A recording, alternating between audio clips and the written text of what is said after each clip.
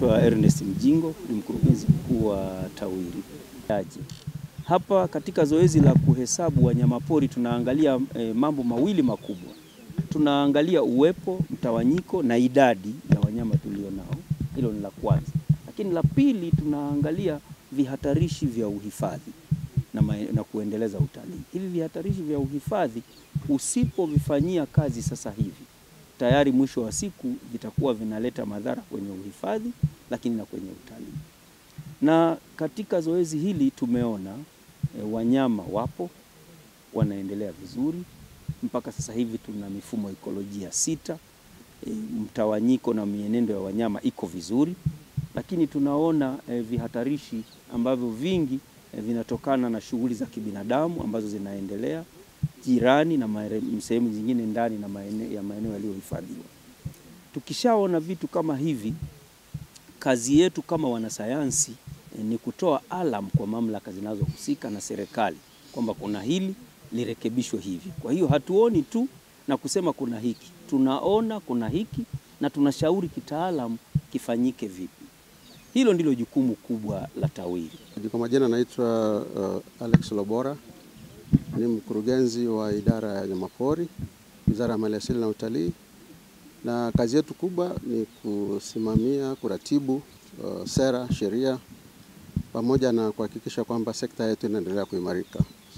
Zoezi hili ni muhimu sana, linafanyika nchi nzima na mara ya mwisho tumefanya miaka 10 iliyopita.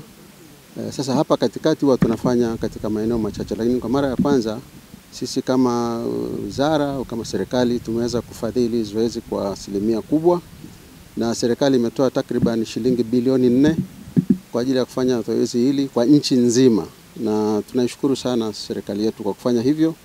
Kwa hiyo katika zoezi hili tunaenda kupata idadi ya wanyamapori ambao tunao katika mapori yetu ya akiba, katika hifadhi za taifa, katika mapori tengefu na maeneo mengine, lakini hapo tunaenda kufahamu mitawanyiko ya wanyama hawa katika maeneo haya, na tukifahamu hivyo basi inatusaidia kuimarisha uhifadhi katika maeneo ambayo wanyama wanapatikana. Sensa ni swala ambalo ni muhimu sana. Kama tunahifadhi, hatuna budi kufahamu tunahifadhi nini na kwa kiasi gani.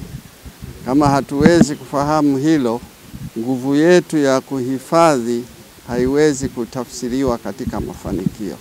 Kwa niaba ya bodi, napenda sana nipongeze timu ya sensa na vile vile niwapongeze wafanyakazi wote wa TAWIRI kwa kazi nzuri ambayo wanafanya.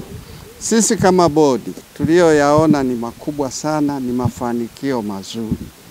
Mimi kwa majina naitwa Brigedia Generali Mary Hiki mstaafu, ni mjumbe wa bodi hii ya TAWIRI. Wapongeze stafu wa TAWIRI kwa kazi hii njema ambayo wanaoifanya. Tukijua sasa hivi dunia yote inategemea tafiti zaidi, tafiti za kisayansi. Kila jambo linaenda kwa tafiti. Ni jambo jema sana wanalolifanya, ili wanapofanya hesabu ya wanyama wetu walioko kwenye mahifadhi yetu, yale ndio yatatoa mwelekeo tunakwenda wapi na tuko wapi.